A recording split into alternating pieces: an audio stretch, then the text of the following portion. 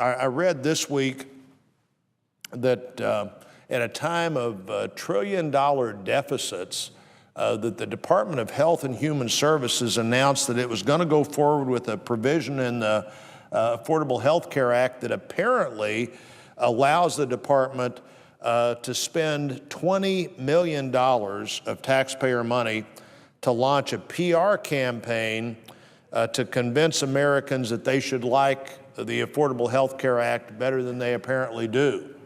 $20 million at a time when we have these trillion-dollar deficits, at a time when, in fact, the health care law has even been challenged in court, and we'll find out within the next month what the court thinks about the potential constitutionality of the health care law. Now, this is, I will say, the same Department of Health and Human Services that during the health care debate told insurance companies that they could not tell their customers, they could not communicate with their customers in any way that suggested any possible negative impact that this law might create.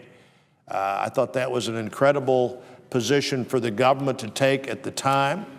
So maybe I shouldn't be surprised that now the government would spend $20 million on a healthcare on a PR contract to convince people that they should like this health care plan better than they do. In fact, poll after poll shows that the more people know about the health care proposal, the less they like it. 2 years after its passage, opposition to the health care law, I believe, is stronger than it's ever been. A recent Rasmussen poll said that 56% of voters favor a repeal of the Affordable Health Care Act, believing that it is perhaps neither all that affordable or all that good for health care. And according to USA Today Gallup poll, 72% of Americans think that this bill will make things worse or won't help their family health care situation. It either won't make things better or even believe it will make things worse. It's clear in my view, that this is a bad law that we can't afford. It's bad for families, it's bad for seniors, it's bad for job creators, and I guess maybe that's why we're going to spend $20 million to convince me and others that it's not nearly as bad as we think it is. It's not the first time that the administration has used taxpayer money to roll out publicity initiatives or to move forward in a way that will try to encourage the use of this law. Last year, the Health and Human Services Department asked Congress to quadruple the budget for its public affairs office to another $20 million. So the request was, let's have $20 million in public affairs to double the staff, quadruple the budget. Let's have another $20 million to hire a PR firm to convince the American people that the Affordable Health Care Act is going to be good for them. Let's sway seniors by using $3 million for an ad campaign featuring Andy Griffith, who's one of my favorite actors of all time, who took on the role that would convince people that the health care law was good for seniors.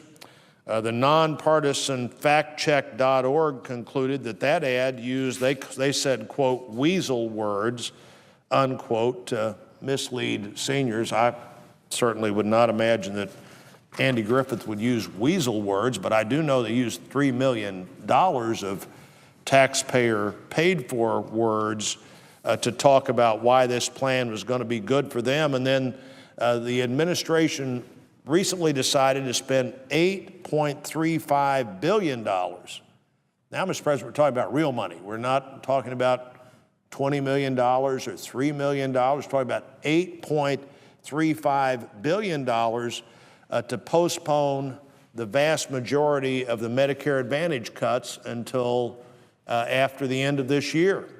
Coincidentally, after Election Day as well. This is supposedly out of money that would usually go for a demonstration project. Now, as I understand demonstration projects, this is to take an idea and prove whether it will work or not.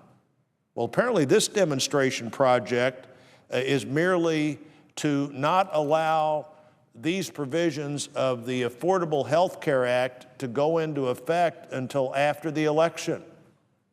I think we can all see what that demonstrates. That demonstrates that there must be something that the administration believes that the American people and seniors would not like if they found out before the election that $8.35 billion was scheduled to be taken out of Medicare and put into another health care program. In fact, the Affordable Health Care Act will spend $500 billion that will come out of Medicare at the time when Medicare, we all know, is about to be in real trouble. If you made this argument anywhere but Washington, D.C., I think you'd be laughed out of the room, that we've got this one fund that's about to be in big trouble, so we're going to take money from it, and we're going to start another program that we also don't quite know how we're going to fund. The Government Accounting Office has said that demonstration project, I think they've identified it as a sham, as a demonstration project, because it doesn't demonstrate anything. This isn't a healthcare system proving that if you take care of seniors on a per capita basis, that you do a better job keeping them well than if you wait till everybody gets sick for them to be able to see a doctor under Medicare. This just simply demonstrates that the administration would not like people to know what the impact of the law is going to be during this even-numbered year. Government spending out of control, federal debt at a record high.